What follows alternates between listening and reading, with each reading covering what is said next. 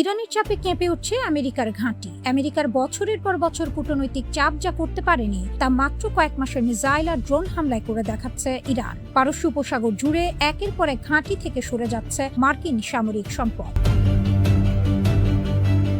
বাহরাইনের শেখ ঈসা এয়ারবেজের সাম্প্রতিক স্যাটেলাইট চিত্র বলছে ফ্লাইট লাইন থেকে বিমান ও দৃশ্যমান মার্কিন সরঞ্জাম সরিয়ে নেওয়া হয়েছে। এটা পুরো ঘাঁটি খালি হয়ে যাওয়ার প্রমাণ না হলেও বড় ধরনের সরিয়ে নেওয়ার ইঙ্গিত স্পষ্ট। ইরান দাবি করেছে তাদের সাম্প্রতিক ড্রোন অভিযানে এই ঘাঁটির বিদ্যুৎ জেনারেটর, নেভিগেশন সিস্টেম আর প্রশাসনিক স্থাপনা লক্ষ্যবস্তু হয়েছিল। এর আগেও গুদাম, হ্যাঙ্গার আর অন্যান্য সামরিক অবকাঠামোয় ক্ষতির প্রমাণ মিলেছিল।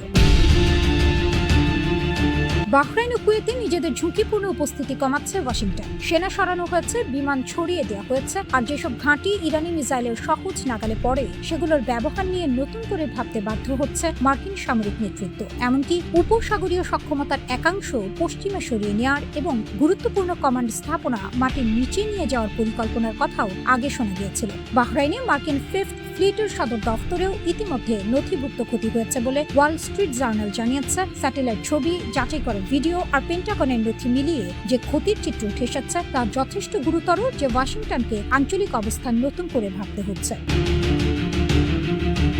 কুয়েতের অবস্থাও একই রকম চাপে।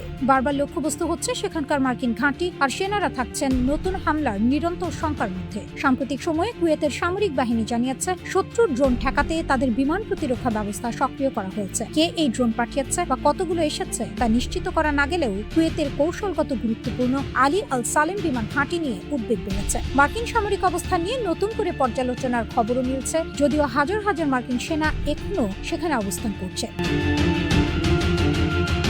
সবচেয়ে নাটকীয় পরিবর্তন এসেছে ইরাকি কুর্দিস্তানের বিল আন্তর্জাতিক বিমানবন্দরের কাছের কম্পাউন্ড থেকে সেনা ও ভারী সরঞ্জাম সরিয়ে নেওয়া শুরু হয়েছে। সবচেয়ে গুরুত্বপূর্ণ তথ্য, সেখানে মোতায়েন থাকা সব প্যাট্রিয়ট এয়ার ডিফেন্স ব্যাটারি ইতিমধ্যে সরিয়ে অজানা স্থানে নেওয়া হয়েছে। আঞ্চলিক কর্মকর্তারা একে নির্ধারিত সময়সূচি অনুযায়ী স্বাভাবিক প্রত্যাহার বলছেন, কিন্তু সময়টাই বলে দিচ্ছে অন্য গল্প। ফেব্রুয়ারি থেকে চলা যুদ্ধে এই কম্পাউন্ড বারবার ড্রোন ও মিসাইল হামলার শিকার হয়েছে। সূত্র বলছে প্যাট্রিয়ট সিস্টেম অন্তত 95% হুমকি প্রতিহত করেছিল, যা শুধু মার্কিন সেনা নয়, আশপাশের কুর্দি স্থাপনা আর সাধারণ মানুষকেও সুরক্ষা দিচ্ছিল। এখন সেই ব্যাটারি সরে যাওয়ায় কুর্দি কর্মকর্তারা নিজেদের বিপজ্জনকভাবে অরক্ষিত মনে করছেন। একটি সূত্রের ভাষায় পেন্টাগনের হিসাব স্পষ্ট, ইরাকি কুর্দিস্তান আর অগ্রাধিকারে নেই, জর্ডান আর উপসাগরের ঘাঁটি এখন আগে।